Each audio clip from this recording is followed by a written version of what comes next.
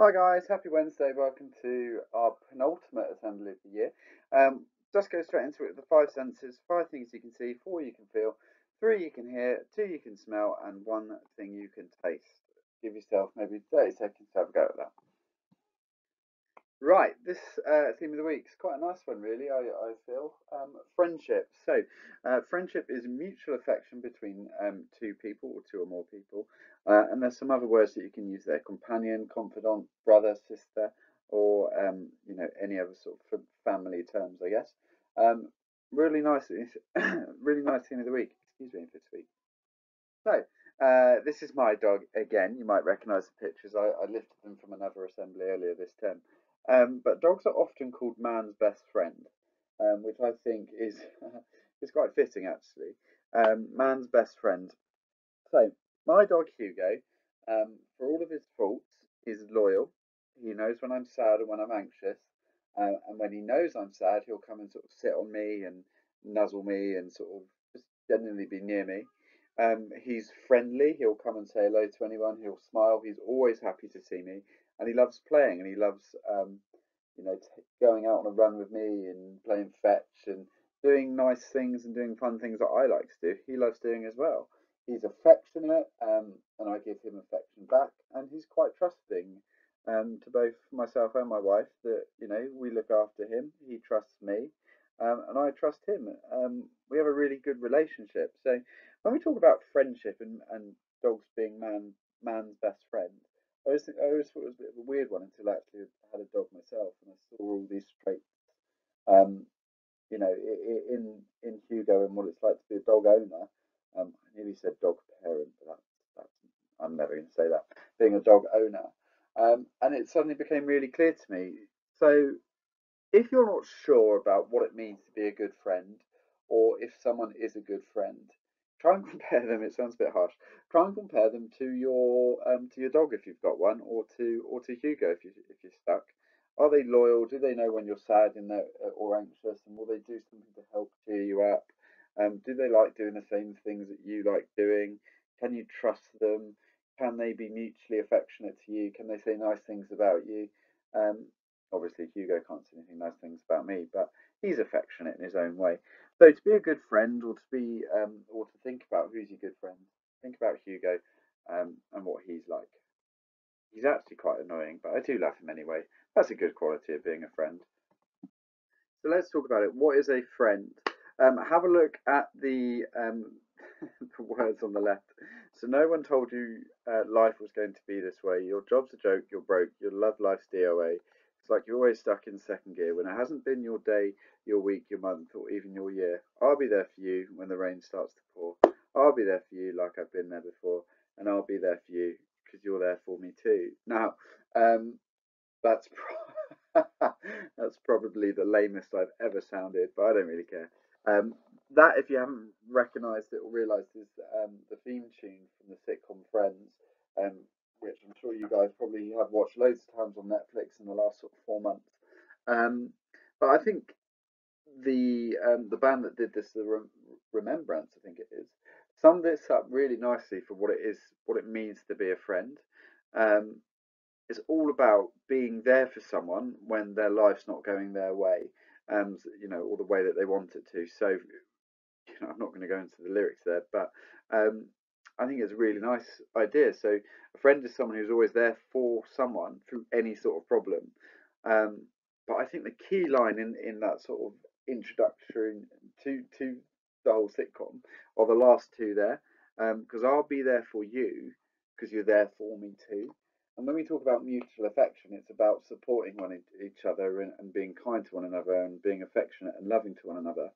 And those two lyrics, I think, sum it up perfectly. You've been there for me, so I'm going to be there for you. And because I've been there for you, you're going to be there for me.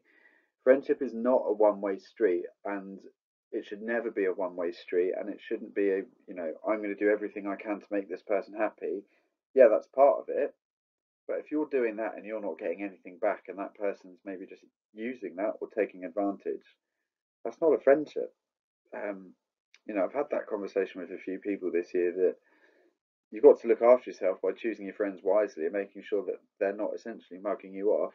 and they're taking advantage of you. So I'll be there for you because you're there for me. I think it's beautiful, um, two lines in a really relatively average sitcom. But disagree with me, I don't mind. So I know that people in this year group have been there for others, and others have been there for them in this sort of weird time.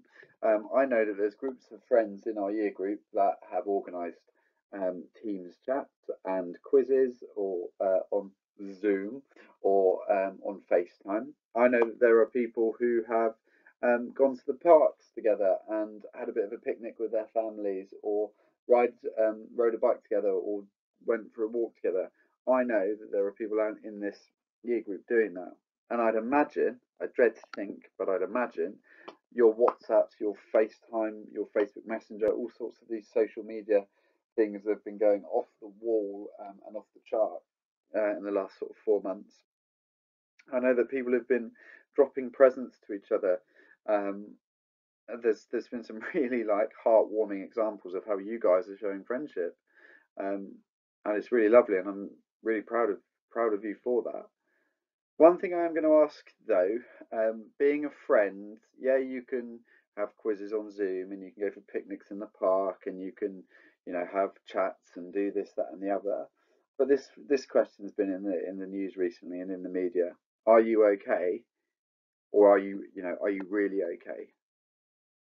Now I know that you can be mates and you can do all of the other things, but to be a really good friend, I think it's really important to ask that question. Um, are you okay? Are you sure? Are you really okay? Are you 100% okay? I think that's a really important thing.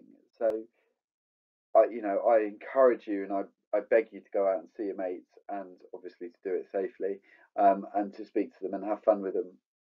But that's not all what being a friend is about. Being a friend is making sure that you know that the person you care about is okay, and if they're not okay, doing the right thing, and putting in steps to help them. So again, I could talk about this for hours, but please don't just be the fun friend. Please make sure that you are a real friend by showing that friend that you care for them and they absolutely adore them, and you want to help them through anything. So what makes a good friend? Here are some ideas that I sort of thought about, and you might disagree, or you might have ideas that I've not got on here.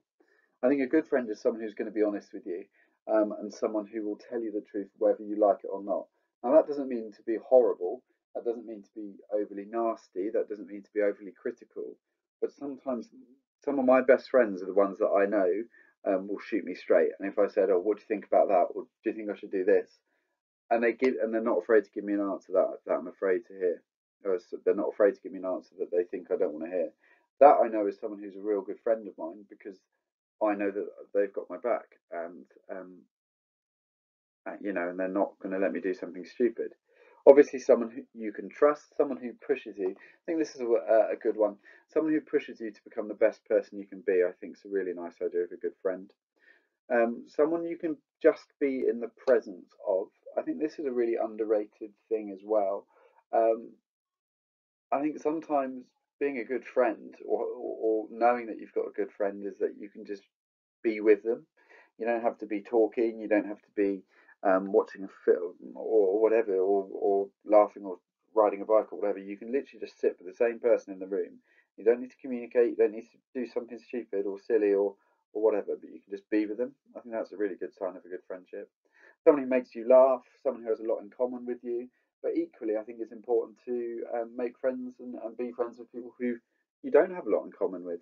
I find it absolutely fascinating talking to my friends who have um, different political ideas to me, or different music tastes to me, or hate my favourite films. And we can talk it out, and we can have a debate about it, but knowing that we still, we get on and we're mates, and that we can talk about that sort of thing without falling out about it. Um, so yeah, go and have a chat with someone who you don't have a lot in common with, and you'll be surprised how quickly you can strike up a friendship with them. Um, Something I wanted to talk about as well when we're thinking about friendship. On the left there is a guy called Bruce Springsteen, who's the one holding the guitar, and a guy called Clarence Clemens. Those two were really close friends, and they were like best brother. They thought, you know, they treated each other as they were brothers. And on the right there is a picture of Bruce Springsteen and his band. Um, I just wanted to show you these pictures because I love Bruce Springsteen, and I don't really, don't think you've got that message throughout the year, but there you go. But what I wanted to say to you is that it doesn't really matter if you just have one close friend or 9 or 10 or a big group of friends, as long as you know that there's at least one person out there that you know absolutely trust, that you love, and they love you back, and they'll do all the right things for you, and you'll do all the right things for them. As long as you've got someone out there, it's absolutely fine. You don't need to worry about, oh my God, how many close friends have I got? Or, oh, I've got so many, you know, close friends, I don't know who to speak to and all this. As long as there's someone out there for you, which I know that everyone has at least one person, it doesn't matter. It absolutely does not matter. Don't judge or worry if you've not got 1,500 friends, or if you've only got 7 friends or whatever. It doesn't matter. As long as there's someone out there who you know has got your back, and equally, you've got their back. Now, something I think is also really important is that it's perfectly normal for friendships to change over time. Some of the friends that some of my best friends in year 7 um, were completely different by the time I left school. Certainly, the friends that my best friends when I was 20 are certainly very different to where I am now as a 29-year-old.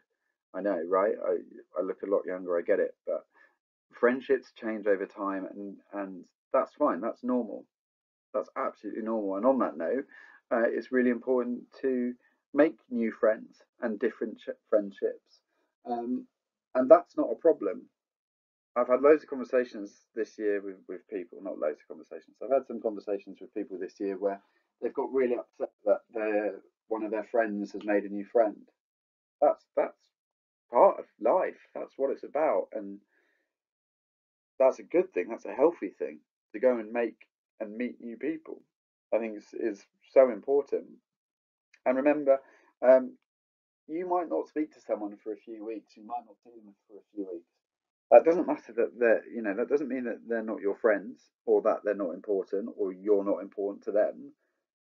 It's just that people are really busy, and with the way that the world is at the minute, it's really difficult for that to happen. So if that does you've just got to if that does happen, you've just got to remember that it's normal and it's good and it's healthy, and it's a part of growing up that you might not speak to a friend for a few weeks. They might have other friends. That's part of it. And people can make new friends, but it doesn't mean that they don't value anymore. They don't want to be your friend anymore. It just means that they might want to do something with this person, or they want to be there for that person, or they want to help that person through something, or that person has helped them through something. Doesn't mean that you're not a good friend anymore. It doesn't mean that you're not as important anymore. It just means that there's something else, and there's something new, and it's something that really you should be proud of and pleased with, because that person is developing, and it's the exact same for you. Okay, so please don't worry if your best mate's got another best mate. They're not binning you off. They're not forgetting you. They're just speaking to other people, and that's fine. That's completely and utterly healthy and fine. Right. Last thing for me this week then. So remember your timetable. We've only got near enough 9 days left of school. That doesn't mean that anyone is taking their foot off the gas. That doesn't mean that anyone is not doing any work. I'm going to be working right up until 3:30 on that Friday afternoon. So are you. So please do not take your foot off the gas. Please keep working as hard as you can. Remember that there's tutor times. There'll be one tomorrow morning, and then obviously in the last week of term, Tuesday and Thursday. Please, please, please, please, please make sure that you're there, particularly on the Thursday ones that we know that we can wave you off. Well, not wave you off, but we're all there together as a tutor team and a year team before the end of term. Remember to send your work to teachers when they ask for it, particularly as we're getting now towards the business end of the year where people want to see what you've been doing. Please, please, please make sure that you're doing that. And then finally, I wanted to give you the heads up now, because as you know, a lot of stuff has been happening for the year 6s for transition, and you may have watched some videos, or you may have seen them at home or whatever, and you'll see me talking about how I'm going to be in year 7 again next year, um, which is really exciting, and I'm really pleased. However, it does mean that unfortunately I won't be taking you into year 8 and I won't be with you, which is a shame. But I think you guys have had an absolutely amazing year, and I know that you are. Next year, you're going to get even better and better and better. You are by far um, the best year group in the school, and you are by far an example to all the other students coming up through the next sort of 4 years whilst you're going to be about. So I'm really, really pleased that I've had this amazing year with you. I'm really looking forward to seeing how you guys grow. Um, yeah, it's just been a blast, guys. But this isn't the end. We've still got 9 days left or so. I'm still your head of year, so if there is anything that you need from me, do email me or get in contact. And we'll talk who's going to be your next head of year very, very shortly. So don't worry about that.